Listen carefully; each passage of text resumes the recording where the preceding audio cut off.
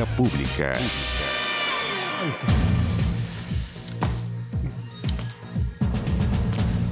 ¿Cómo están ustedes? Muy buenas noches, bienvenidos a Vía Pública. Esto sucedió hace algunas horas. La sorpresiva renuncia del subsecretario del Interior, Rodrigo Uvilla. A través de un comunicado, el gobierno informó de la salida del subsecretario del Interior tras 21 meses de servicio en la actual administración. Las razones estrictamente personales, según el comunicado del gobierno. Lo cierto es que la salida de Uvilla se suma a una serie de cambios que ha experimentado la administración del presidente Piñera en el último tiempo. El último cambio de gabinete, con la salida del hombre de confianza del presidente y superior jerárquico entonces de Uvilla, Andrés Chadwick. El cambio de ministerio de Cecilia Pérez y ahora la renuncia justamente de Uvilla. Son todos cambios que se producen en el propio Palacio Presidencial. Desde La Moneda agradecieron el compromiso y dedicación, profesionalismo del ahora subsecretario, pese a que esto se hará materialmente o se hará ya oficial o va a empezar a operar el nuevo subsecretario a partir del 1 de enero. Así que Rodrigo Uvilla seguirá en su cargo hasta la fecha que le acabo de indicar y allí asumirá Juan Francisco Gali, quien hoy se desempeña en la Subsecretaría de Defensa. Así es que es un cambio que requiere, es un cambio bien particular y de alguna manera la declaración del gobierno lo explicaba. ¿Por qué no se produce como otro subsecretario que entra uno al momento que sale el otro? ¿Por qué es a partir del 1 de enero y no desde hoy mismo, desde esta tarde? Porque requiere un trabajo especial. La Subsecretaría del Interior tiene a cargo, se dedica particularmente a temas muy especiales en la seguridad, muchos otros también. Tiene que ver con la coordinación con, por ejemplo, las distintas regiones del país y los intendentes del país. Todas las mañanas prácticamente el subsecretario tiene que hacer un recorrido por las 15 regiones para ver cuál es la realidad de los gobiernos locales. Pero en materia de seguridad, el subsecretario del Interior tiene un rol fundamental. Francisco Gali, quien sucederá en el cargo a partir del 1 de enero, tiene esta semana o estos días que restan de diciembre para ponerse a tono y al día trabajando a la par con Rodrigo Uvilla para el traspaso de este material sumamente sensible. Así que ahí está, la noticia se produjo en la tarde, fue sorpresiva, pero obedece a los cambios en La Moneda y el equipo político. Y vamos hasta la sede del Congreso en Valparaíso. Aquí vamos a esta cámara, sí. Con reacciones después de esta renuncia sorpresiva del cargo de Rodrigo Uvilla. Kevin Felgueras, ¿cómo estás? Buenas noches. ¿Está ahí, Kevin? Claro, muy buenas noches. Fue sorpresiva quizás esta renuncia del subsecretario del Interior, Rodrigo Uvilla. Cerca de las 8:30 de la noche llegó un comunicado de prensa de parte de La Moneda, donde se anunciaba de esta renuncia por razones estrictamente personales, agradeciendo, por cierto, los 22 meses que tuvo a su cargo la subsecretaría del Interior, Rodrigo Uvilla, y anunciando también a su sucesor, Juan Francisco Gali, actual subsecretario de la Secretaría General de la Presidencia. Esto se va a desarrollar ya a partir del 1 de enero del año 2020, pero se marca un precedente a partir de esta jornada que ya el subsecretario del Interior, Rodrigo Uvilla, dejará su cargo a partir del próximo año. Hubo reacciones de los distintos sectores políticos, particularmente de la oposición. Afirmaron que no se cree particularmente la razón entregada por La Moneda, que hayan sido razones personales, sino que acá se afirma desde la centroizquierda que hay razones políticas que llevaron al subsecretario del Interior a dejar su cargo e incluso se avisora una eventual petición de renuncia por parte del presidente de la República, Sebastián Piñera. Pasemos a revisar esas declaraciones de la centroizquierda en torno a esta sorpresiva renuncia del subsecretario del Interior, Rodrigo Uvilla, a su cargo. La verdad que después de tener 4 informes lapidarios donde se constata la violación de los derechos humanos en los últimos meses en nuestro país, hace mucho tiempo debe haber renunciado, se le hubiera pedido la renuncia por estas violaciones a los derechos humanos como subsecretario del Interior. Aquí hay responsabilidades políticas, lo hemos dicho el día 1. La dupla Uvilla-Chadwick fue una de las duplas que más daño le ha hecho al país y que más daño le ha hecho al respeto de los derechos humanos en nuestras tierras. Recordemos además Comando Jungla, recordemos la muerte de Camilo Catrillanca, recordemos la compra de terrenos en tierras indígenas por parte del propio subsecretario. razones estrictamente personales en las que dijeron desde La Moneda y que son cuestionadas desde la oposición. Sin embargo, desde el oficialismo se ha dicho que se conocen razones personales para que el subsecretario del Interior, Rodrigo Ubilla, deje su cargo a partir del 1 de enero del próximo año, luego de haber estado 22 meses en su cargo y también haber estado en el primer gobierno del presidente de la República, Sebastián Piñera. Pasemos a revisar las declaraciones de parlamentarios del oficialismo, quienes incluso se enteraron a través nuestro. Nosotros mismos le contamos de esta noticia y que posteriormente ellos la pudieron confirmar con sus fuentes en La Moneda. Él ha presentado la renuncia al presidente de la República, la cual ha sido aceptada por motivos estrictamente personales.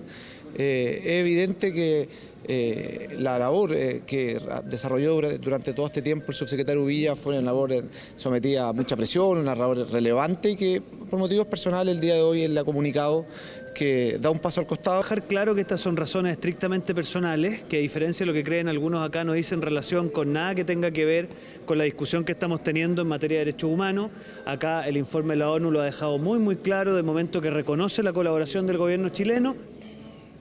22 meses logró estar en su cargo en este segundo gobierno de Sebastián Piñera, Rodrigo Ubilla. Recordar que él fue la primera persona que llegó a este gobierno, entendiendo que el cargo de subsecretario del Interior es además el primero en irse cuando se va a realizar un cambio de mando. Recordemos, Mahmoud Alewi le entregó el cargo a Rodrigo Ubilla y es ahora Rodrigo Ubilla quien a partir del 1 de enero del año 2020 le entregará su cargo a Juan Francisco Gali, quien pasó ya por la Subsecretaría de Fuerzas Armadas, posteriormente a la Subsecretaría de las Express, quien tiene ese cargo a partir del último cambio de gabinete y ahora, por cierto, pasará a la Subsecretaría del Interior a partir del 1 de enero del año 2020. En estos días que quedan de este mes, finalmente se va a desarrollar este traspaso de mando para que el 1 de enero del próximo año Juan Francisco Gali sea oficialmente el sucesor de Rodrigo Ubilla en la Subsecretaría del Interior.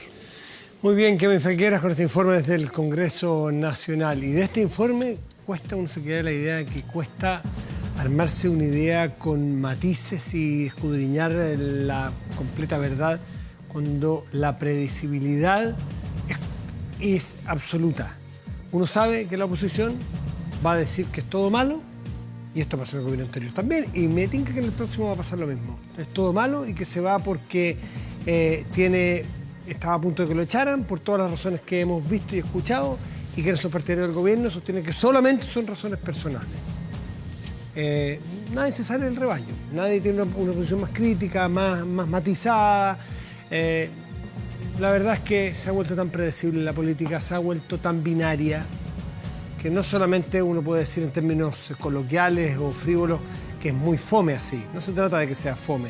O se pone binaria, se pone blanco-negro, se pone unos y ceros, los de aquí, los de allá, los buenos y los malos. Allí nace una cosa que los argentinos han llamado la grieta. Y cuando se produce la grieta, se producen cosas más complicadas porque es difícil cruzar de un lado a otro. En fin, vamos a la pregunta del día que está aquí en nuestra pantalla y tiene que ver con un tema que se había tomado en la agenda antes del 18 de octubre. Este proyecto de las 40 horas. Bueno, hay un informe técnico de gente que incluso forma parte de la oposición, pero técnicos en materia laboral, que sostiene que habría quizás que postergar la discusión del proyecto de 40 horas. ¿Qué crees tú, usted? ¿Hay que postergar la discusión del proyecto de 40 horas por el delicado contexto económico? Digo, si no en forma peyorativa ni irónica, sino que es comilla, porque así dice el informe, por el delicado contexto económico que vive el país. ¿Qué crees? ¿Sí o no? Está planteada la pregunta, está hecha la invitación y nos vamos a la mesa de conversación. El tema es sumamente interesante, ocurrió el fin de semana, están los alcaldes, las municipalidades en la cresta de la ola, se puede decir, porque han tenido han presentado al país una idea de elecciones, una idea de consulta, una idea de hacer una democracia representativa a través de los municipios. Más de 2 millones de chilenos y chilenas participaron de con distintas preguntas, porque no fue la misma, lamentablemente, la misma pregunta para todas las comunas, pero hay un resultado que es inequívocamente valioso. Y tiene que ver, por ejemplo, que en torno al 80% de las personas sostienen que debe haber una nueva constitución. Bueno, vamos a analizar sobre esta primera consulta ciudadana con un experto que es Pablo Biolier, que es abogado de la ONG Derechos Digitales y profesor de Derecho en la Universidad de Portales. Pablo, gracias por estar aquí. Muy buenas noches. ¿Qué tal, Matías? Muy bien, pero lo primero, analizar. La invitación es que analicemos esta consulta. Partamos desde el origen de la consulta, en los primeros días, una vez que se produjo el estallido social, o como quieren llamarlo, el 18 de octubre, que las municipalidades le pusieron presión al poder político diciendo nosotros vamos a hacer una consulta desde las municipalidades para preguntarles sobre Constitución. Y hubo algunos abogados como Lucas Sierra que escribieron en el diario diciendo las municipalidades no tienen derecho, o es inconstitucional o ilegal hacerlo, solamente pueden hacer consulta en lo referente a materia local, no nacional. Pero el gobierno después toma un guante y hace su propio proceso constitucional. ¿Cómo lo viste tú desde el principio esto? En términos personales, yo Y vi desde tu experiencia como abogado. el anuncio de esta consulta como un rayo de esperanza, en el fondo. Hay un momento en que el país estaba estancado completamente, políticamente, no se veía una salida. Y en ese momento de estancamiento, en donde ningún actor político presentaba una solución o alguna vía de escape a esta olla de presión, fueron los alcaldes, e incluso alcaldes de derecha, que dijeron, bueno, entonces nosotros vamos a hacer una consulta a nivel nacional y le vamos a preguntar al pueblo chileno si quiere o no una nueva constitución. Y eso, en el fondo, obligó al resto del... Abrió la puerta a la discusión constitucional. Los Exactamente, primeros o sea, días. en el fondo emplazó al resto de los actores a recoger este guante. Yo creo que eso se vio fuertemente empañado por el mecanismo que se utilizó para la realización de la consulta. Yo pensé que la consulta iba a ser una especie de proceso épico de movilización, un clivaje, un antes y un después en nuestra democracia, un momento histórico, y finalmente no lo fue. Y no lo fue porque el mecanismo que se utilizó es un mecanismo que vuelve a demostrar que no es una alternativa viable para elecciones oficiales o de carácter político, y el proceso se empañó por la participación, pero también por las irregularidades, el hecho de que el voto no era secreto, el hecho de que el voto no era personal, y eso es, a mí me parece que es realmente una pena. Estamos hablando de la consulta municipal. Exactamente. Ya, es que pensé que te habías ido por el proceso de constitucional, el cómo se va a hacer, que el proyecto de ley que entra mañana al por el gobierno. hecho de que se haya utilizado voto electrónico a distancia. Ya, pero que volviste al tema original, que era la consulta. No fuiste al proceso constitucional que emanó del acuerdo histórico del 15 de noviembre. Volvemos a la consulta municipal. ¿Te pareció un rayo de luz al principio que podría llevarnos a un buen punto de participación y a ti te parece que al final se fue oscureciendo el panorama? A ver, vamos a la crítica puntual. ¿Cuáles son las críticas que le haces tú? Mira, cuando uno habla de voto electrónico, uno puede tener una discusión súper sofisticada, súper técnica respecto a mecanismos de cifrado, medidas de ciberseguridad, mecanismos de autenticación. Y en esa discusión, el voto electrónico pierde. El voto electrónico no es seguro. Pero esa es una discusión de si se hace bien o se hace mal. Hagámonos preguntas más simples pero más poderosas. Cuando se hace una votación electrónica a distancia, ¿puede la persona votar frente a un tercero, en presencia de otro? Y la respuesta siempre es sí, porque la persona vota en su casa, vota desde su celular. Por tanto, el voto no es secreto. O no hay garantía de que sea secreto. Puede serlo, pero no necesariamente. ¿Puede la persona prestar sus credenciales para que otra persona vote a su nombre? Y la respuesta es sí. No importa que lo hagas con clave única, no importa que lo hagas con el mecanismo que tú, más sofisticado tecnológicamente, la persona siempre va a poder prestar sus credenciales para que entonces el voto deja de ser personal. Y eso es bien peligroso. Hablábamos afuera un ejemplo inventado, totalmente inventado. Que yo a través de la fuerza, a todas las personas que están aquí, los secuestre, les secuestro sus carnets de identidad, les secuestro sus teléfonos celulares a cada uno y empiezo a votar por ti, por ti, por ti, y yo vote, y mi voluntad sea reproducida a todas las personas que hay aquí y no necesariamente es la voluntad de cada votante. Lo que pasa es que pensemos en ejemplos más sencillos. Uno siempre piensa que la garantía del voto secreto, la garantía del voto personal, que está en la Constitución, pero también está en el Pacto de San José de Costa Rica, y por tanto Chile, aunque cambie la Constitución, no puede renunciar al voto personal y secreto. Es algo que está en los tratados internacionales. Y siempre lo pensamos como en el caso de, bueno, imagínate casos extremos, pero pensémoslo en casos más sencillos. Tú tienes una pareja abusadora y tu pareja abusadora te dice, ¿sabes qué? ¿Vota al frente mío o vamos a tener problemas? Claro. Tú eres un adolescente y tu padre que te mantiene te dice, ¿vota al frente mío o no hay mesada? Tú tienes un empleador y te dice, mira, ¿vota al frente mío o... ¿Pierdes el empleo? No, pierdes el bono fin de año. Entonces, Nosotros siempre pensamos en la garantía del voto secreto como una garantía de, bueno, que las personas tengan el derecho a excluir a otras, algo que se puede ejercer o no ejercer. Pero el sistema está muy bien pensado. El sistema electoral chileno está muy bien diseñado porque es el producto de 200 años de evolución. Entonces, nunca, bajo ese principio, nunca un sistema electrónico a distancia va a poder estar o validar una elección democrática como la conocemos. Es imposible. Por un tema de en cómo... ninguna parte del mundo hay votación democrática de un voto de una elección O sea, a través de distancia. puede ser democrática, pero no te garantiza que el voto sea secreto y que sea personal. Pero hay partes donde la elección se hace a través del voto electrónico a distancia. ¿Hay países que tú conozcas? Estonia es un ejemplo. Ellos tienen votación... Es que Estonia es una república digital. Sí, pero en el fondo la pregunta es, ¿estamos dispuestos...? Te pongo un ejemplo. Imagínate el plebiscito de abril fracasa. ¿Estamos dispuestos como país a que fracase una elección? ¿Cuántas elecciones tú te acuerdas del últimos 50 años, desde el retorno a la democracia, que la elección haya fracasado? Nunca. Nunca. En Chile, de las elecciones nacionales nunca. Y que una, de elección, partidos políticos, y que una sí. elección fracase te genera una crisis política. supuesto. Veamos Bolivia. Fracasó la elección, el presidente se tuvo que ir a México, tienen otro gobierno, tienen gente muerta. Entonces Chile no se puede dar el lujo de que una elección fracase. Y el voto electrónico tiene un muy mal historial, un muy mal currículum. Fracasó la elección de la UDI. Fracasó la elección de Ciudadanos. Se quebró el partido. Sí. Fracasó la elección de la NEF. Se filtraron los datos de las personas que votaron en la consulta del Parque Hurtado. Entonces preguntémonos, ¿estamos dispuestos a pasar por ese riesgo y además a renunciar a cosas que son irrenunciables como el secreto del voto o el voto No personal? es compatible el voto electrónico a distancia con la democracia hasta donde la conocemos. No es que no sea compatible con la democracia. Por ejemplo, si tú quieres elegir... Con procesos... con procesos adversariales. Porque esto es algo que yo creo que las personas que venden el No voto la democracia electrónico... en su día a día, sino que el proceso electoral tendiente a la democracia. Es que el proceso, en términos de ciberseguridad, es un proceso adversarial. ¿Qué significa un proceso adversarial? Que pueden haber actores que tienen un interés en sabotear el proceso.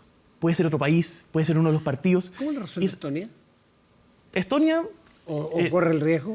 O sea, Estonia, el riesgo de que se transfiera el tipo de voto es un tema de credenciales. Siempre se va a poder. Ese es el voto electrónico a distancia. Sí. Otra cosa es el voto electrónico presencial. Sí. Es decir, que yo vengo con mi cédula de identidad, certifico que soy yo, con mi huella, con lo que fuere, entro a una cámara y tengo una teclera. 1, 2, 3, 4, verde, rojo, azul, amarillo, y yo aprieto, no otra persona por mí. ¿Eso sí te parece compatible con los principios que estamos buscando, con nos da toda la certeza del mundo? Ahí sí se garantiza el secreto del voto y que el voto sea personal. Tiene otros problemas. Tiene riesgos, se puede filtrar. Tiene el problema de que tú estás agregando un factor de vulnerabilidad innecesario. Estás agregando un computador que es hackeable cuando la urna no es hackeable. Y además hay un tema que es bien interesante que se llama el principio de entendimiento. Tú votaste en la consulta, ¿no? Sí, claro. ¿Cómo estás seguro tú que efectivamente el voto que tú marcaste es como tú marcaste? Yo lo envié y no sé por qué camino tomó. Yo confío. Tienes que confiar en el sistema. Confío en que tomó el camino correcto y llegó lo que a dijo el Tribunal Constitucional alemán cuando declaró inconstitucional el voto electrónico en Alemania fue: la democracia no es solo votar, es hacerse parte del proceso. Y eso es bien bonito. Ya. Hasta aquí yo en mi voto electrónico estaba fuera de Chile, voté y me hice parte. Hasta ahí bien. Claro. Pero entonces el Tribunal Constitucional alemán dijo: significa que es un derecho de los ciudadanos entender cómo funciona el proceso democrático y hacerse parte fiscalizando el proceso. Entonces hay una barrera técnica de que yo no entiendo cómo funciona el software, el algoritmo. Yo pongo el voto y tengo que confiar en una empresa. O puedo entenderlo, pero no puedo seguirlo. No puedes seguirlo y tienes que pasar a confiar. Y eso es muy complicado porque piénsenlo bien, esto es bien bonito, lo bien diseñado que está nuestro sistema electoral actual. Primero, los vocales de mesa son elegidos al azar.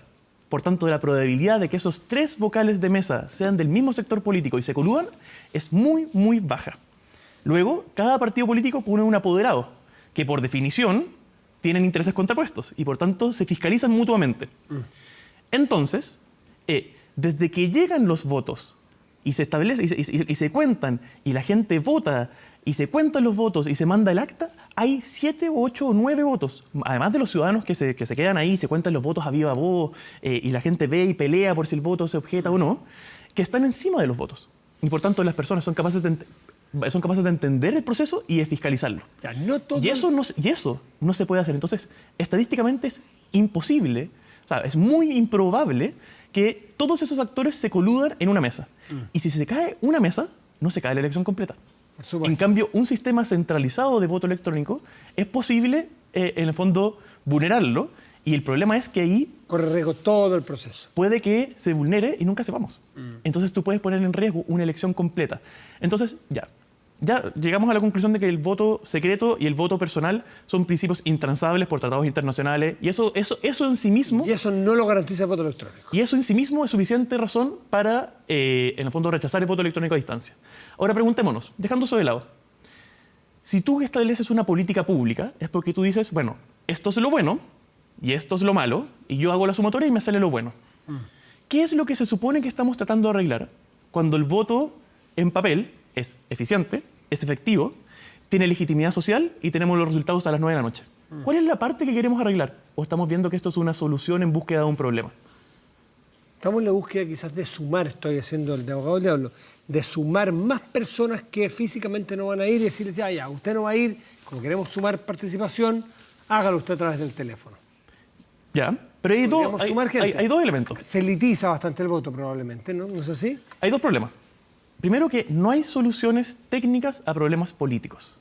El problema de la baja participación electoral, del desencanto con la política, de la baja nivel de confianza, no es un problema de cómo se vota. Entonces, si nosotros queremos arreglar algo a través de un atajo, eso es un problema, porque nosotros lo que tenemos que arreglar lo que tenemos que hacer es arreglar el sistema político, reencantar a la gente con la política. Por supuesto, por supuesto. Entonces, y además no es así, no es cierto que fomente la participación. A nivel comparado, si tú ves la evidencia, no es cierto. Estonia, desde que puso voto electrónico a distancia, no ha aumentado la participación. Un ejemplo, yo no soy muy bueno estoy recién analizando las cifras, no soy bueno en esto, lo hice bien artesanalmente, pero la elección de Valparaíso tuvo 80.000 votos. Eso es más o menos un 26%. Esta consulta municipal. En donde el voto era mixto, podía ser presencial y podía ser votación a distancia, y habían 5 días para votar. Eso es un 26% del padrón. En San Antonio, que está allá al lado, tienen un sistema de voto presencial con un día de votación y tuvo un 27%. Entonces, no cambió. ¿Dónde está el aumento de la participación? Entonces estamos diciendo, vamos a renunciar al voto secreto, vamos a renunciar a que el voto sea personal, vamos a pasar el riesgo de que en una elección fracase. Pablo, pero ¿cuál es la ventaja? Pablo, tu crítica, que está muy clara y con una explicación bien fundada al sistema electrónico, digital, pero respecto de este análisis completo de la consulta ciudadana y lo que concierne a, por ejemplo, que no se votó lo mismo en todas las comunas, en que algunas comunas incluso modificaron el contenido. O sea, no solo que uno elegía qué tarjeta ponía, la tarjeta 1, 2, 3, sino que la tarjeta 1 fue distinta en una comuna y la tarjeta 1 distinta en otra comuna. Entonces, claro, eso no se iba a tabular, entiendo, para no contaminar la elección. Tenemos mucho que aprender todavía en estas consultas, ¿no? Eso ya escapa un poco a mi campo. Personalmente yo creo que ahí hubo harto oportunismo de parte de los alcaldes, en donde, como ya vieron que vamos a tener un plebiscito en abril, donde todos sabemos que el pueblo de Chile va a elegir una nueva constitución a través de una asamblea constituyente con un 100% de delegados elegidos, dijeron, bueno, ya que esto ya está listo, bueno, yo voy a poner mi propia agenda, hacerla avanzar. Habían preguntas que a mí me parecieron vergonzosas, que criminalizaban el movimiento social, y eso a mí me parece muy complejo. Pero eso ya es oportunismo de los alcaldes, no tiene que ver con el mecanismo de votación. Ahora sí hay un tema que tiene que ver con el mecanismo de votación y una situación muy delicada que nosotros vimos, que es que no había voto presencial en el fondo, en las votaciones mixtas.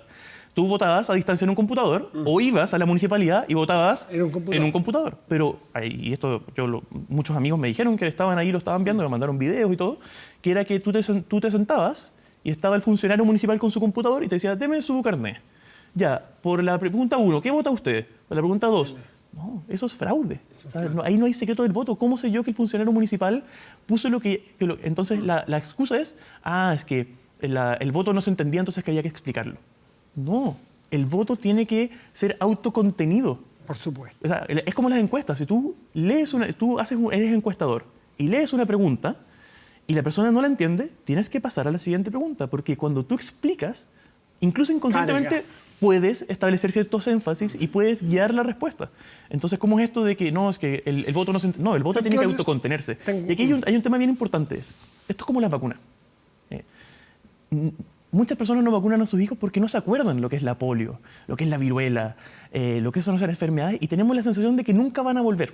Baja percepción del riesgo. Esto es un poco parecido. No nos acordamos lo que era el cohecho electoral, lo que era el acarreo, lo que era la extorsión electoral, que fueron problemas importantísimos durante el siglo XX.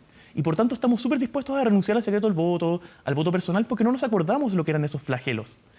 Pero eso, igual que como la viruela no, la viruela no, pero igual que un montón de enfermedades pueden volver, esos problemas pueden perfectamente volver. Entonces es momento que nos empecemos a tomar en serio las garantías del proceso electoral. Y a mí me preocupa mucho que gente inteligente, universitaria, políticos, digan con tanta liviandad, bueno, si el secreto del voto, si sube la participación, entonces... No, estos son temas importantes y hay que tomárselos como lo que son.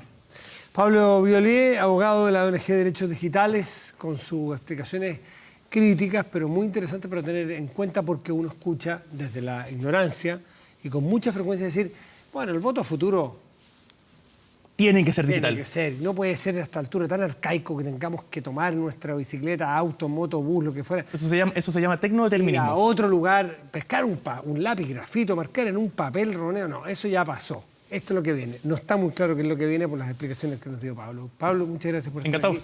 Muy buenas noches. La pregunta del día tiene que ver con si hay que o no postergar la decisión del proyecto la discusión del proyecto de las 40 horas por el delicado contexto económico del país. El 23% cree que sí, el 77% cree lo contrario. Hacemos una pausa y volvemos en breve.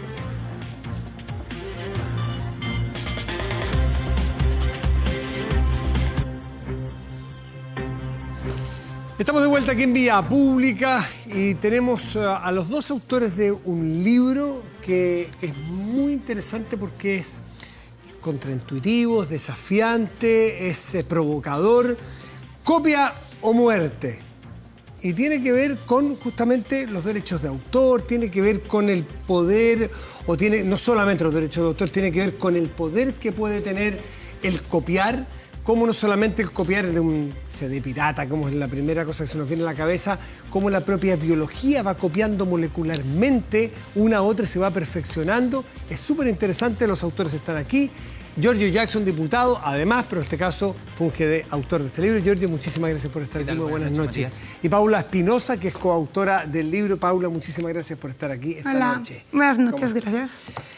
La presentación que hice yo fue muy somera, muy rápida, pero a mí lo que me entretuvo a leer esto es decir, a ver, ¿cómo me están instando estos autores, además de un libro, a la copia? Paula, ¿de qué se trata esto? ¿Por qué la copia o muerte? ¿Por qué ese título? Porque nosotros le podríamos haber puesto copia o vida, de alguna manera, y la idea de copia está muy vinculada a la idea de vida, al desarrollo tanto biológico... O copia es vida. Copia es vida, tanto al desarrollo biológico de los seres vivos como también al desarrollo cultural. Entonces, en ese sentido, nosotros lo que hacemos es dar vuelta, porque como tú dices, es contraintuitivo, porque nosotros lo que queremos con el libro es de alguna manera poner en jaque o afectar el sentido común respecto a la idea de copia. Sí. Entonces, cuando nosotros decimos como, ok, la copia está mucho más vinculada con la vida, con la creación, con la creatividad, nosotros con eso lo que queremos decir, ahí hay un poder de vida, hay una pulsión de vida. Claro, un poder de progreso.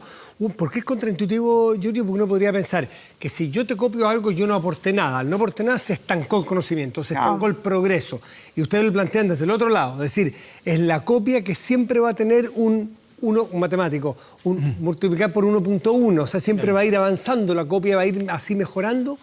Bueno, es que tal como los cambios graduales en la evolución biológica, como es uno de los ejemplos que partimos, conducen a la diversidad de las distintas especies, como también en materia cultural, siempre hay un poco de copia, ¿no? Y de hecho los niños cuando aprenden el lenguaje, que es probablemente una de las cosas más difíciles en términos cognitivos, lo que sucede es que aprenden a partir de la imitación, de la copia. Y si nos vamos a cualquier cosa, tu estilo, tus posturas ahora, cualquier cosa uno la ve en otras personas y las copia. Por lo tanto, desde un momento en la historia, alrededor del siglo XVIII hasta ahora, ha venido un proceso que se ha ido acelerando al punto que distintos tratados comerciales han venido a incorporar normas súper específicas en torno a cómo la copia, como forma de creatividad, ha sido de alguna manera criminalizadas, ¿no? Asociado a la figura del pirata, asociado a la figura del robo, asociado, por ejemplo, en el caso de los medicamentos, a la idea de que es negativo poder copiar y que eso no debería poder hacerse, y se han establecido ciertos monopolios para poder hacer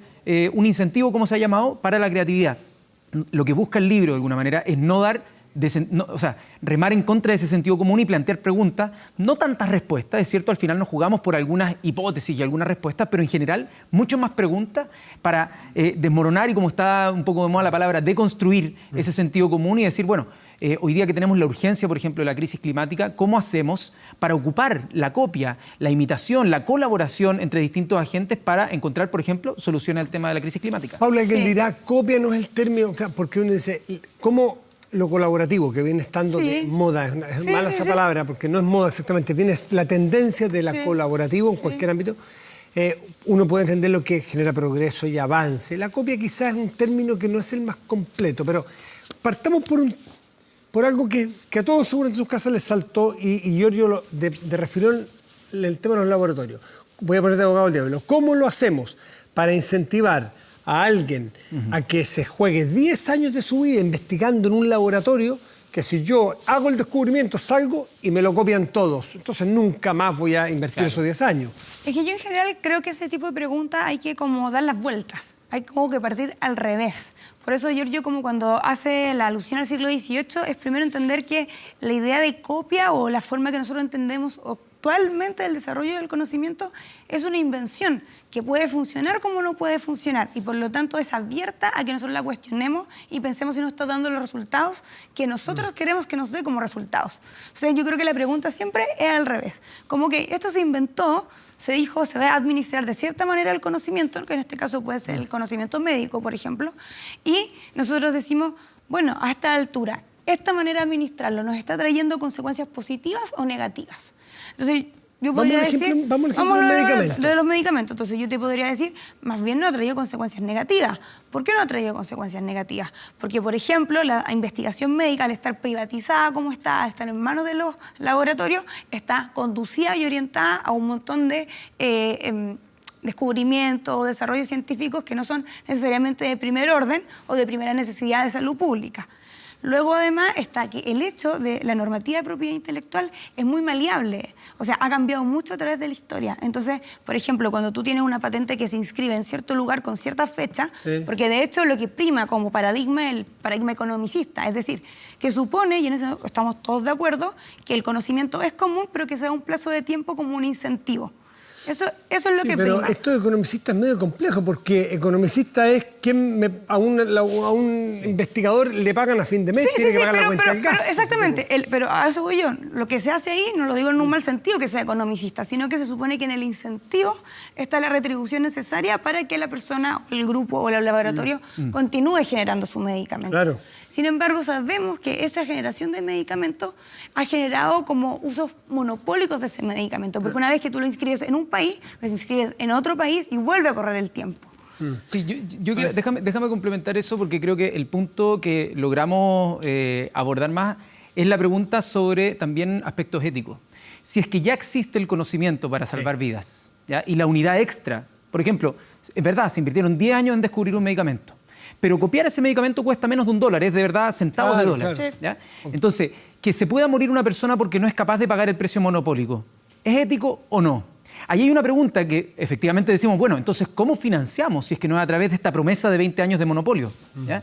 Y obviamente que hay distintas soluciones. Hay un estudio bien interesante que nosotros citamos acá también, hay 2 estudios de hecho que citamos, uno es de Baker, Stiglitz y Yadav, y hay otro que también nosotros abordamos de 2 economistas que son italiano-estadounidenses, una mezcla, que dicen, mira, ¿sabes qué? No hay ninguna evidencia hasta ahora contundente y sistemática de que las normativas de patente, en este caso, hayan traído mayor innovación en materia farmacéutica. Es decir, comparado en el tiempo, cada vez que se han aumentado los plazos o que se ha endurecido la normativa, eso no ha traído aparejado un aumento de la innovación. Por lo tanto, ¿cómo está rindiendo todo este esfuerzo de finalmente tener gente que se muera por no acceder al medicamento? Y tocamos ejemplos nacionales y también ejemplos africanos, de gente que no pudo acceder a los medicamentos porque hay todo un entramado internacional que se ha ido construyendo gradualmente en los últimos, sobre todo 30 o 40 años, para impedir que esa copia sea algo legal. Nadie podría discutir tu aseveración.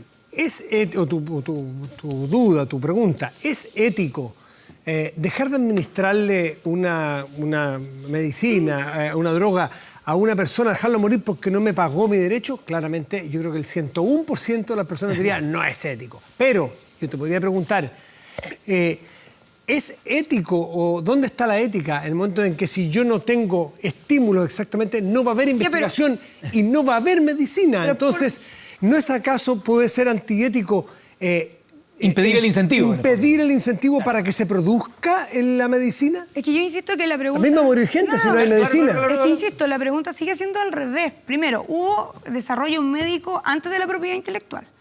O sea, las personas desarrollaron formas de medicina antes de que existiera un sistema de propiedad intelectual. Exacto. O sea, tú eres la investigadora, hay medicina y tú aprovechaste del acervo cultural. Exacto. Eso existió y hubo incentivos del tipo del reconocimiento, una serie de cosas que son distintas. Claro. Tú te aprovechaste... Eso antes del siglo XVIII existió eso y existió un gran desarrollo. Entonces, suponer que la única manera de desarrollarse es esa, es la que nosotros cuestionamos. Pero el valor agregado se lo pusiste tú, que eres la investigadora de la última eslabón. De la última eslabón, claro, pero eso responde a un sistema actual. Entonces, lo que nosotros nos preguntamos, y yo creo que a eso apunta yo también con los ejemplos que acaba de dar, es a decir, cuando él dice, como no tenemos estudios concluyentes, que la innovación se vea mejorada o se vea realmente desarrollada por un sistema como la propiedad intelectual. La pregunta es si este sistema, más allá del caso puntual, nos ha traído a nosotros como humanidad provecho. Pero esa es la pregunta. Piénsalo en términos utilitarios, porque este sistema se montó principalmente bajo un sistema utilitario, que en el fondo es decir, ¿cómo lo hacemos para que sean privados los que inviertan su tiempo, su capital? ¿Cómo hacerlo para que generar más invención? Exacto, como para que suceda todo eso. ¿Cómo lo hacemos? Y llegaron unos señores que en algún momento dijeron, mira, la forma de hacer esto, y eso está muy plasmado en la Constitución de Estados Unidos, lo que tenemos que hacer es dotar al Congreso de facultades para otorgar plazos monopólicos de un tiempo determinado para favorecer las artes y la creación científica. El problema es, bueno, ¿hasta dónde hoy día podemos hacer una evaluación de cuáles son los costos y los beneficios? Eso ya no se hace porque se da por sentado. ¿Y no podemos hacer competir, Giorgio, los dos sistemas? Por ejemplo, ustedes son las dos caras. ¿Quieres terminar una idea? Sí, quiero terminar una idea. Porque en el fondo nadie cuestiona el que el trabajo creativo tenga que ser remunerado, y eso lo dejamos bien claro. Ese eslabón extra que tú dices es súper difícil, sobre todo cuando estás en la ciencia, en el límite de la ciencia, o en la creación artística, así como... Todos esos son límites en los cuales tenemos que encontrarnos una forma, y nosotros así lo proponemos, formas de financiamiento, y hay distintas formas. Uno puede, por ejemplo, tener fondos públicos, o uno puede, por ejemplo, disminuir impuestos cuando tú innovas. Uno puede hacer distintas formas y tienen distintos resultados. Pero el impedir que ese conocimiento pueda reproducirse, encontramos que es la peor de todas las soluciones. Pueden haber miles y podemos discutirlas, pero el hecho de, por ejemplo, en el caso pasado, el que exista acceso a la cultura o a un producto científico a un costo muy barato, lo que los economistas llaman un costo marginal cero, cuando es conocimiento, por ejemplo, descargar un libro o descargar una canción, que es gratuito, el que se ponga una barrera a eso es también afectar otra parte de los derechos humanos, que en este caso es el acceso a la información o el acceso a la salud o el acceso a un montón de cuestiones, e impide ese crecimiento exponencial de la iteración. Paula, aprovechemos que tenemos legislador aquí, aunque va de colado porque no está de legislador en este caso, pero podríamos, por ejemplo, tener una ley que dijera, miren, Paula es la investigadora seca que le aportó su último eslabón a cualquier investigación. Hay dos alternativas. En primer orden, que a Paula le paguemos, pero como si Paula... le achunta. Si no tenemos cómo pagarle o Paula no nos quiere vender su invención, no podemos morirnos todo el resto. Entonces, subsidiariamente decir, ya, si Paula no quiere, tenemos garantizado el que el Estado, todos nosotros le paguemos, pero ella está obligada en este contrato social a vendernos. Le tenemos que pagar su... ¿Así se legisla un caso como este? Es que yo diría que ahí... Para resguardar en la investigación de Paula y el interés social del su invento. Yo diría varias cosas ahí. Primero que el ejemplo, que soy yo, Paula, el ratón en este caso, hay un tema que es importante. Paula, que hablar en mi tercera persona, no actuó sola, nunca actuó sola. No hay ningún proceso de creación en que se haya actuado sola. Es imposible que yo sola haya estado en mi casa creando algo que nadie más sabe ni se enteró nunca. Los procesos de creación siempre son colectivos, más allá de que haya un investigador o un par de investigadores que tengan o no el rótulo de los investigadores principales. Y ese es un tema súper importante, porque lo que está generando eso a nivel de investigación es un tipo de competencia donde el asunto es llegar primero. es llegar primero y no trabajar colaborativamente. Entonces, por ejemplo, no sé, yo ayer estaba con una colega que está haciendo un doctorado y me decía, bueno, mira, es que en realidad el sistema de paper es una tontera, porque ella trabaja con los océanos, porque en realidad están todos los datos dispersos y yo en realidad es mucho mejor los junto todos y los trabajo juntos porque es mucho más rápido, pero no lo puedo hacer porque están en el sistema de... Un recopilador no debe tener tanto valor. El valor es que le agrega valor a la recopilación. Es que nadie le agrega valor de manera individual. Eso es lo que nosotros ponemos en cuestión. No existe algo así como ponerle realmente valor de manera individual. Eso siempre fue colectivo. Es imposible. De hecho, la legislación actualmente lo considera colectivamente. Por eso la propiedad intelectual tiene un tiempo de duración. Si no, sería eterna. O sea, esta es la diferencia con la propiedad material. Como nosotros siempre hacemos este caso. Este vaso ya es un vaso, ¿cierto? Lo tengo yo, lo tiene Giorgio. No hay nada más que hacer. En cambio, un conocimiento no funciona así. Porque que dos personas o dos grupos humanos lleguen a un mismo tipo de conocimiento no es extraño. La teoría de la relatividad de Einstein, ¿tú crees, ingeniero, llegó con colaboración a alguien? ¿O solo lo tocamos en el libro porque precisamente, Einstein se basa en dos teorías. Pues se basa, por un lado, en la teoría de Newton, en el trabajo de Newton y también en los trabajos electromagnéticos. Y dentro de esos dos caminos, nosotros tocamos el ejemplo de mujeres que trabajaron en la Universidad de Harvard viendo imágenes de distintas capturas de satélite y que ellas generaron mucho conocimiento que sirvió, entre otras, para la teoría de la relatividad de Einstein, pero nunca fueron reconocidas hasta hace poco tiempo. Se les llamaba incluso peyorativamente el harem de Pickering, que era el investigador jefe que las ocupaba a ellas como equipo de procesamiento. Y una cuestión que es re interesante de lo que comentaba Paula es que nosotros en la bajada del libro es bien sugerente porque dice copia o muerte, una decisión urgente para nuestra supervivencia. Este libro iba a ser lanzado el 24 de octubre, antes, o sea, no teníamos planeado y llegó el estallido social, pero la cosa que se venía bien fuerte, lo que se venía bien fuerte en Chile era la COP, que bueno, supimos los lamentables resultados que ha habido ahora, pero en términos de investigación para tecnologías verdes. Imagínate, por ejemplo, que tú puedas tener algo que nos permita reemplazar los combustibles fósiles, ¿ya? Y como de manera mucho más eficiente. El problema es que pueden haber distintas investigadoras e investigadores en el mundo que tengan piezas del puzzle para encontrar esa solución, pero todos quieren llegar primero porque el modelo es, como se le dice en inglés, winner takes all. El ganador se lleva todo. Entonces no hay incentivos para que dos personas... Ese egoísmo nos perjudica a todos. Entonces puede que tengamos hoy día las soluciones para mejorar radicalmente el que, por ejemplo, países del sur que no tienen plata para comprar esas tecnologías que el norte quieren vender monopólicamente para reducir las emisiones. Está clarísimo. Y por lo tanto no tenemos cómo mejorar. Sí, ustedes coinciden en que, y si van a coincidir, que hay que generar los incentivos para la cooperación. Por supuesto. Por supuesto. Pero de alguna manera también estiman ustedes necesario generar los incentivos para resguardar los derechos de propiedad, los derechos intelectuales de aquellas personas que dieron la puntada final, o tú, entiendo tú que estás más contraria a eso, que crees que no hay puntada final única. Estamos juntos en esto. No sé, porque una de esas puede haber dos autores que tengan matices, pues. Acá no hay matices. Giorgio, ¿tú crees que hay alguna forma interesante o vale la pena de alguna manera resguardar el incentivo a que haya más gente que se la juegue por invertir 3, 4, 5, 10 años de su vida investigando? Sí, por favor. Lo que pasa es que, a ver, yo creo, insisto, las preguntas siempre son anteriores. Nosotros trabajamos con una tesis principal en el libro y es que capitalismo y tecnología no son lo mismo. Se han desarrollado de la mano, pero no son lo mismo. Y la tecnología sí ha contribuido a un tipo de individualismo. Y nosotros lo que tenemos que, creo yo, y sobre todo en estos tiempos de estallido, de revolución, que quedan súper claros y marcados, es encontrar un nuevo tipo de individuo. Una cosa es el reconocimiento que alguien puede tener. Una cosa es decir, oye, esto lo hizo tal persona. Eso yo no veo problema. Eso existía en el Renacimiento. Ahora, suponer que eso tiene algo así como un sentido de propiedad es algo a lo que yo, por lo menos, voy a estar siempre en desacuerdo. Sí, o sea, yo ahí adhiero porque a diferencia de los bienes materiales, que son rivales, como decía, así le llama, no sé, Elinor Ostrom, que fue la primera mujer en ganar el premio Nobel precisamente por abordar los temas de los bienes comunes. Este vaso, yo esta agua me la tomo y la misma agua no la podemos tomar los dos, porque es un bien físico. En cambio, una idea la podemos los dos compartir y nadie perdió. ¿no? Chiste. Un chiste tú lo cuentas después y la gente se ríe y tú lo ocupaste y estuvo bien. Entonces, hemos estado seteados, no sé, nosotros que nacimos en generaciones quizás no tan distantes, pero después de que ya se instaló esta idea de que cuando eras chico te dijeron copión, pero tú aprendiste el lenguaje copiando. Hay una disonancia cognitiva entre cómo aprendiste algo y cómo aprendes a hacer y lo que de repente en segundo básico te empiezan a decir, no, eso está malo, te voy a poner un 1 por copiar.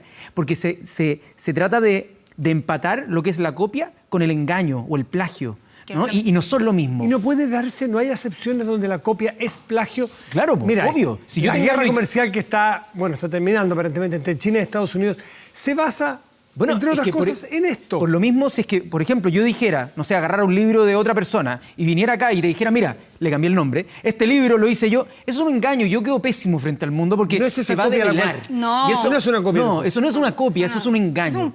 Pero, por ejemplo, el proceso chino, lo interesante que tiene el fenómeno, como se le conoce, Shanzai, que es un fenómeno de innovación tecnológica a partir de la copia, porque la cultura oriental siempre tomó la copia, no como algo negativo. Entonces, ellos siempre se preocupaban de hacer algo distinto. No sé si te acuerdas del Nike, que en verdad se llamaba Mike. Sí. Y siempre Qué bueno, el Shanzai que usaste tú. Término. Ellos lo modifican. Porque, y eso pasa en el arte, en el cómic. Shanzai no está justamente en la zapatilla Nike o Adidas, que le hacen las mismas pero mira, el celular, por ejemplo, un celular que se llamaba, cuando salió el iPhone, se llamaba iPhone, que se pronuncia iPhone también. Nadie podría decir que la persona se estaba confundiendo, pero la cultura china aprende copiando. ¿Y por qué hoy día China tiene la principal motor de innovación tecnológica? Es porque entendió siempre que la copia era motor de creatividad. Entonces, hoy día nosotros cuando decimos que tenemos poca diversidad por ejemplo, en la matriz productiva, es porque nos acomplejamos de copiar. Es excluyente, porque me meto un concepto re interesante. Sí. La copia es motor de progreso, innovación o de creatividad. Sí, pero es excluyente eso con proteger al original, al de la idea original, al Nike o a la Adidas o al Reebok. Pero que voy a comprar si es que te parece que ese producto es bueno, tú voy a exigir esa marca como cópiame, la original. Yo creé este tazón, ¿ok? Y si tú lo vas a mejorar, bien, le vas a poner dos orejas. En vez de 24, poner 25 aquí. Exacto. Lo mejoraste, pero consideramos que yo te hice un tremendo aporte, entonces... Y todos nos hacemos aporte. Ok, pero ¿cómo me garantizan que yo siga innovando y inventando otras tazas de otro tipo? Porque si tú llegas y me la copias y yo no conseguí nada, ¿cómo pago a fin de mes las cuentas? Ya, insisto, aquí hay varios temas que son... La pregunta es anterior. La pregunta siempre es anterior. Porque en el fondo, cuando tú me dices como, ¿quién me garantiza? ¿Qué quieres? ¿Qué es lo que queremos? Desincentivar a la creación original. El tipo de incentivo... Es que bueno... Si cortamos la cadena... Es que, primero, ¿qué es el origen? ¿Qué es original? ¿Existe algo original? No, siempre y antes, eso es verdad. Ya. Entonces, de partida, esa taza no la inventaste tú, nunca. Nunca fue así. Siempre hubo alguien que te cooperó, que te dio una idea, que no sé qué. Por lo tanto, no existe algo así como el original. Si no existe algo así como el original... Es que inventó la oreja de esto. Antes alguien inventó la vasija. Alguien inventó después la oreja. No es alguien, son grupos humanos. Un grupo. Son grupos humanos que no solo, de hecho, se copiaron entre ellos, también copiaron a la naturaleza. Ojo. Sí, claro. Entonces, ese vaso también es una copia. Solo que es una copia autorizada. Este libro se hizo en una imprenta con muchas copias. Claro, Solo que es una copia autorizada. Ya, al punto que yo iba, al punto que quiero llegar es como, nosotros podemos seguir discutiendo de esto, podemos seguir discutiendo del origen, de la copia, de no sé qué, pero hay algo que va al lado de nosotros que nos está pasando y que se está saltando todas estas discusiones, que es la tecnología. La tecnología ya es una máquina, Internet es una máquina de copia. Entonces nosotros podemos seguir diciendo como, no, es que en realidad el origen sí existe, no, es que en realidad no existe, es que acá, allá. Pero Internet está existiendo. ¿Y qué pasa? Los memes, la difusión de información. Paula, hay un periodista que hoy día se sacó la mugre en los tribunales, buceó en unos archivos y se encontró un documento estupendo. Lo publica en la tarde y yo, fresco como el aire, pesco, lo leí, lo que él se trabajó todo el día, y yo lo digo como mío. Digo, esta tarde la tercera sala de la Corte Suprema estableció esto y esto. Y me robé el trabajo de ese periodista. Perfecto. Estuvo todo el día quemándose las pestañas y yo no le di el crédito, no la felicité. Es que ahí es un gran ejemplo, porque primero yo diría que tanto en el mundo como de el arte como en el mundo científico, creo que nadie no se siente precarizado en este momento. O sea, hacer investigación en Chile, en cualquier área, incluso las que uno cree que son más sofisticadas, es circo pobre. O sea, todo el mundo vive en un estado de precarización del trabajo de investigación y de creación. Eso es algo como transversal. Ahora, tú mismo dijiste, con el actual sistema. Entonces, el actual sistema no está recuerdando eso. Eso es lo que nosotros, por un lado, estamos diciendo. En segundo, tú mismo dijiste, bueno, es cierto, ese periodista estuvo ahí y nadie me lo reconoció, nadie me dio las gracias. Ya, son cosas distintas. No, me robé su investigación. Me robaste, y esta noche yo lo presenté como si... Ya, pero eso es un engaño. Eso es un engaño. Que si tú das los créditos... Y eso, por ejemplo, en términos de medicamentos, eso es muy grave, porque si yo me voy y me compro un medicamento que a mí me dicen que es A, y en realidad no es A y yo me lo estoy tomando, me puedo morir. O sea, es sumamente grave engañar. Es gravísimo que no tengamos acceso a ese medicamento.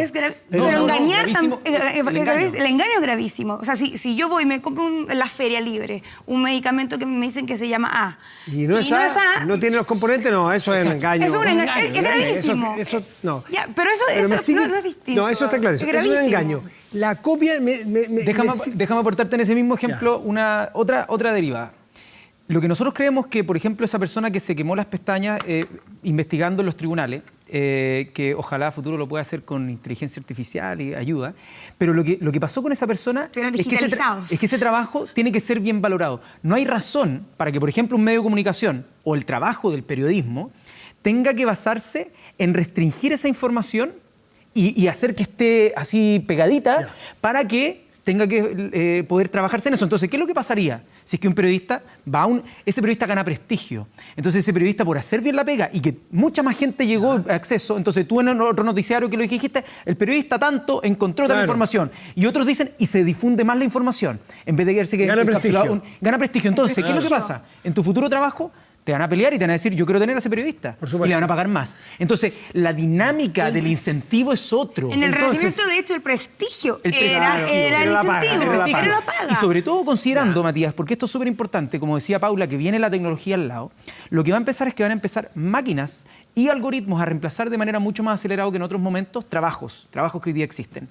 Entonces, la pregunta, y nosotros lo establecemos ahí, ¿cómo permitimos que ese crecimiento que es por conocimiento general, ¿no? El conocimiento general y extendido de los algoritmos, etcétera, sea aprovechado por todos y no solo por el dueño del algoritmo? No perder tiempo. Exacto, y el conocimiento que emana de nosotros mismos. Entonces, ahí hay un problema como realmente importante, porque si nosotros, con el tema de la tecnología, parecieran los discursos que la tecnología nos pasa, ¿cierto? Por al lado. Es como esta cuestión que avanza sola. Y nosotros lo que apostamos, y eso lo decimos en el manifiesto, en esta suerte de idea, es decir, que la humanidad se tiene que hacer responsable de la tecnología y del uso de la tecnología que hace. O sea, ese es el primer paso. Si nosotros no nos comenzamos a hacer cargo de decir, bueno, ¿qué tipo de desarrollos tecnológicos queremos? ¿La tecnología nos domina o nosotros dominamos la tecnología? Hay que valorar ese trabajo del periodista o la periodista que se quema la pestaña. Hay que valorar. El tema es, estamos todos de acuerdo que a ese científico que llevaba 3 años ensayo-error, de repente, bingo. Sí, y hay otros que no le achuntaron y que perdieron. Y que perdieron porque el riesgo está, entre comillas, asumido por las personas que asumen ese riesgo. Estamos de acuerdo que este científico, después de 3 años solo, también quemándose las pestañas, ensayo-error. Tiene que ser remunerado. Frustración, bingo, dice, la tengo. Sí. Tiene que ser remunerado. Claro. ¿Cuánto y cómo? Bueno, porque eso es una convención social. Lo único que nosotros no podemos permitir es que tu invento te lo quedes para ti, porque va a morir gente o no vas a salvar gente. ¿Y por qué tanto? ¿Pero quién lo valora? Porque el tipo va a decir, yo quiero 10. Es arbitrario igual. ¿Cómo es arbitrario el definir en 20 años una patente? ¿Por qué es en 20 años? ¿Por qué los algoritmos matemáticos no pueden ser sujetos de protección por la propiedad intelectual, pero sí el software? ¿Qué es una forma de algoritmo? Entonces, hay cuestiones bien arbitrarias, porque por eso los tribunales, por ejemplo, de INAPI, que es el Instituto Nacional de Propiedad Intelectual, de Propiedad Industrial, o en otros países, se debaten, por ejemplo, cuando les llega una solicitud, ¿es realmente original o no? Y son bien ridículas, con todo respeto a las personas que trabajan ahí, pero hay veces donde un detalle, en función de expertos que arbitrariamente definen esto sí cruzó la línea de la innovación o no, y eso le otorga 20 años para poder explotarlo en términos monopólicos. Estamos llegando a un punto sensible. Descubrí la pastillita para el Alzheimer en Suiza, la tengo. Estamos claros que sería inaceptable que yo me la guardara porque nadie me quiere pagar, ¿no es cierto? Hoy día lo puedes hacer. Se podría hacer, pero en eso estamos. Yo creo que habría mayoría de gente que diría, oye, tenemos que buscar la fórmula de que ese señor la expanda. Sin ir más lejos, en Estados Unidos, lo que sucedió y generó mucha controversia es que precisamente un empresario detectó que la curva de elasticidad de un medicamento, no me acuerdo cuál era en este momento, dijo, uy, la gente está pagando menos por este remedio, se fijó en la protección de la patente y dijo, todavía le quedan 8 años, compró la empresa, subió el precio del medicamento y fue un escándalo. Pero lo podía hacer porque precisamente esa arbitrariedad te permite hacerlo. Pero un extremo es que yo descubrí esta pastillita para el Alzheimer y me lo guardo porque no me quieren pagar lo que yo quiero, ¿no es cierto? El otro extremo es que yo se la robe a este investigador porque es útil para la sociedad. Estamos claros que son dos extremos. Claro. Entre medio está la solución. ¿Quién, cómo se busca solución intermedia para que todos salgamos ganando? Ya, pero es que... porque ahí está el tema de los incentivos. El que inventó la pastillita, el que hizo la Eureka, es 1 en 1 millón. O sea, para que el seguro hay que protegerlo. Totalmente, no hay problema con eso, pero esa persona tampoco lo hubiese logrado si a su alrededor no existiera una comunidad científica que estuviese haciendo un montón de investigación que no le va a dar, que quizás no está descubriendo el 1 en 1 millón, no hizo la pastillita. Entonces la comunidad científica que lo acompaña en ese pestaneo diario, qué sé yo, también es parte de ese logro de alguna manera. Matías, te invito Entonces también es verlo desde un lugar distinto. La pregunta, nuevamente, la pregunta siempre es anterior. Sí, te invito a que bucees en internet cualquier patente, cualquier solicitud de patente y te vas a dar cuenta que abajo tiene un montón de bibliografía citada. Mucha de esa bibliografía, bajo la cual esa persona agregó una innovación final. ¿Ya? Ese eslabón final. Toda esa bibliografía, el 95%, y no me atrevería a decir 100, porque dejo el espacio a la duda, ha sido financiado con fondos públicos. Sí, claro. Porque son en las universidades en general en todo el mundo. Y son muchas veces los mismos, solo que a veces hay una combinación que ocurre en la cabeza de una persona que por distintos estímulos dijo, aquí está, Eureka, lo que se conoce, ¿no? Ese conocimiento que no sabías que iba a emerger, pero emerge. ¿Ya? Y eso, nosotros creemos que así se ha dado el conocimiento históricamente. Tú no puedes llegar al descubrimiento de una pastilla si no fuiste soportado por otro tipo de investigaciones de distinta índole y llegaste al momento. Entonces, imagínate que tú pudieras asignar, esto es muy difícil y sería arbitrario, pero que del 100% de lo necesario para llegar a ese conocimiento, ¿cuánto porcentaje le agregaste tú? Y alguien podría decir, mira, primero es el lenguaje, después viene las matemáticas, después no sé qué, no sé qué. Oye, ¿sabéis que tú le agregaste el 0,1% y fue súper importante? ¿Que acaso entonces te tengo que dar el 0,1% de una patente? No, por eso, que es como bien absurdo.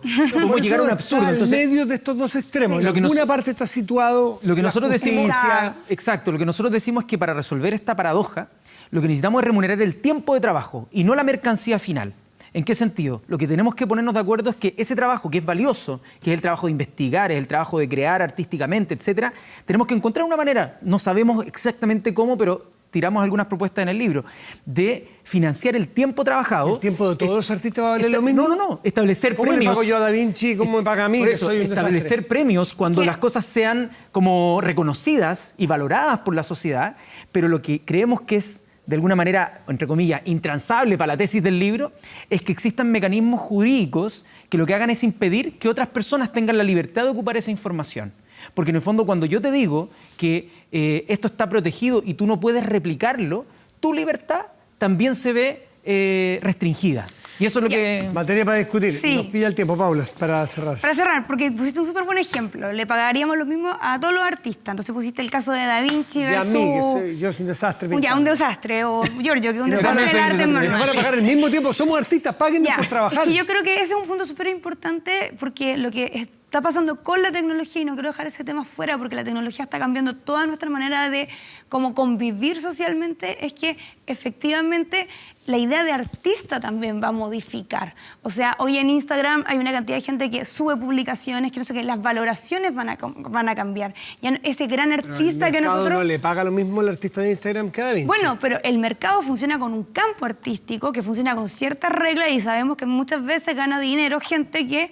Realmente uno se pregunta si tiene o no talento. Jeff Koons es el mejor ejemplo. $100 millones por un globo inflable. En el MoMA hay un cuadro blanco completo. Sí, exacto. Entonces, ¿pero por qué el cuadro blanco de ese señor está en el MoMA y el mío no? Bueno, y hay estudios neurocientíficos que citamos ahí que explican... Esto da un tema, como pueden ver, es un temazo, se nos acaba el tiempo. Copia o muerte, Giorgio Jackson. Que entren en la página web. Sí. Paula Espinosa. Sí. Obviamente este libro... Está liberado. Está liberado, pero que no, digamos. Pero lo pueden encontrar en las librerías para regalarlo para Navidad. En su librería librería favorita y además en la página web copiaomuerte.org lo pueden encontrar para descarga y para compra. Muchísimas gracias, Paula y Yori, por estar aquí esta noche. gracias. Que estés bien. Hacemos una pausa y volvemos aquí en Vía Pública. ¡Copia Muerte! La pregunta es anterior. Chao, Paula. Chao.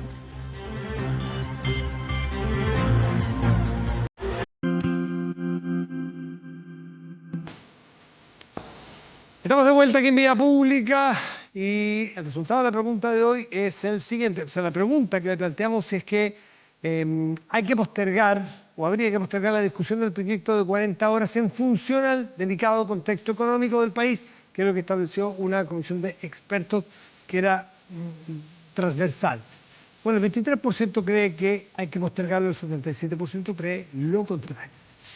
Vamos a nuestro portal de noticias 24horas.cl y tiene que ver con que el Instituto Nacional de Derechos Humanos oficiará al Ministerio del Interior, Salud y Carabineros por composición química del chorro del carro lanzaguas, porque hay un descubrimiento o hay un análisis químico que habla de que esta agua, o en algunos casos el agua tendría algunos elementos, tendría gas pimienta y tendría, si me acuerdo cuál era el segundo, muchas gracias, soda cáustica, eso es. Así que se está haciendo la investigación para dar con aquí hay una investigación que es científica, pero ¿qué explicación hay? ¿Quién lo hizo? Si lo hizo, en los protocolos carabineros dice que no está, para ver si es efectiva esta situación o hasta qué grado esta irregularidad obedece a una persona o a un mando o en fin. Así que ahí está el oficio del Instituto Nacional de Derechos Humanos. Vamos a la temperatura. En este momento, la región metropolitana tiene cielo absolutamente despejado y los termómetros indican que hay 20 grados por centésimas. Para mañana y pasado, esta situación será la siguiente. Idéntico en cuanto a las máximas probables, 33 grados, pero mañana martes el cielo estará despejado y el miércoles estará parcial. Otras regiones de nuestro país. Para mañana, Temuco, región de la Araucanía, tendrá cielo despejado y tiene máxima probable de 24 grados. Y en San Pedro, es San Pedro de Atacama, la región de Antofagasta, al interior, tendrá cielo despejado y una máxima probable de 31 grados. Esta noche sorprendió a los fanáticos de los Red Hot Chili Peppers John Frusciante. Regresará a la banda tras 10 años. El célebre guitarrista tocó por última vez con la banda en 2007 y después la abandonó durante toda una década larga para los fanáticos que lo echan muchísimo de menos. Bueno, esta es la segunda vez que el guitarrista, cantante y compositor regresa a la banda tras dejarla. Frusciante se unió a la banda en 1988 tras el fallecimiento del guitarrista Hillel Slovak, miembro fundador de los Red Hot Chili Peppers. El músico participó en el disco Mother's Milk and Californication, uno de los álbumes más célebres de esta banda, de esta agrupación californiana. Esta noche despedimos Vía Pública con By the Way de los Red Hot Chili Peppers. Muy buenas noches y gracias por venir.